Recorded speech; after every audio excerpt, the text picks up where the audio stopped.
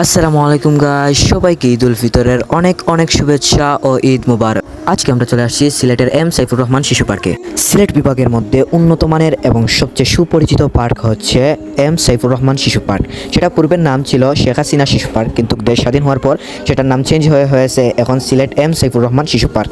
যাই হোক, এখন আমরা পার্কের ভিতরে ঢুকবো এবং পার্কের ভিতরের যে সুন্দর দৃশ্যগুলো রয়েছে সেগুলো আমরা উপভোগ করব। তো চলেন টিকিট করে ভিতরে ঢুকা যাক। যাই হোক, এখন আমরা টিকিট করে পার্কের ভিতরে প্রবেশ করলাম। আর পার্কের ভিতরে প্রবেশ করার পর এই পার্কের যে পরিবেশ অন্যান্য পার্ক থেকে একদমই আলাদা। কিছুক্ষণ হাঁটাহাঁটির পর ফার্স্টেই আমার চোখে পড়ে এই বাম্পার কারগুলা। এগুলা চালাতে মজাই আলাদা। যাই হোক, পরবর্তীতে দেখানো যাবে এগুলা চালাতে পারবো কিনা না।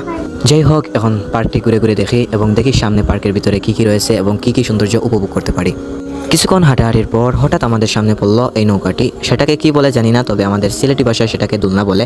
এটা দেখার পর আমরা সবাই ডিসিশন নিয়ে নেই যে এটা আমাদের চলতেই হবে। তো যাই হোক, যেই কথা সেই কাজ। আমরা ছিলাম 6 জন, তাই চট করে গিয়ে টিকিট সর্টি করে আমরা এখন উঠে পড়বো এই নৌকাতে। জানি না এটার রিয়েকশন কি হবে, ফার্স্ট টাইম আমরা সবই উঠতেছি, দেখা যাক নৌকায় কি হয়। তো ফাইনালি এসে আমরা বসে পড়লাম আমাদের সেই দোলনাতে। এখন জানি না আমাদের রিয়েকশন কি হবে, কারণ আমরা সবাই ফার্স্ট টাইম এই দোলনাতে উঠেছি। দেখা যাক এই দোলনাতে ওঠার পর আমাদের সবার রিয়েকশন কেমন হয়। তো ফাইনালি শুরু হয়ে গেল আমাদের দুলাদুলি। বাইরে ভাই, এটা এত ভয়ঙ্কর যে হার্টের রোগীদের জন্য এটা খুবই ঝুঁকিপূর্ণ।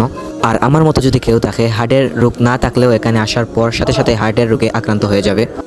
বিপদ থেকে বেরিয়ে আসলাম। অনেক ভয়ঙ্কর, অনেক ঝুঁকিপূর্ণ, আর বিশেষ করে আমার জন্য, কারণ আমি ফার্স্ট টাইম এটাতে উঠেছি। সো গাইস, সমস্ত পার্কের ভিউ দেখার লাগে আমরা এখন উঠবো ঘুরে কিতা হয় একবারে উপরে দিয়ে উঠবো, সারা উঠবো, আবার নামবো। এবং এক্সাইটমেন্ট বেশি কাজ করে, কারণ ফার্স্ট ইটার মাঝে আমি উঠবো।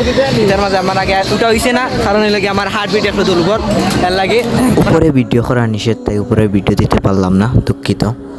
সো গাইজ, আজকের ভিডিওটি এই পর্যন্তই। পরবর্তী কোনো ভিডিওতে দেখা হবে। ততক্ষণ সবাই ভালো থাকবেন, সুস্থ থাকবেন। আল্লাহ হাফেজ।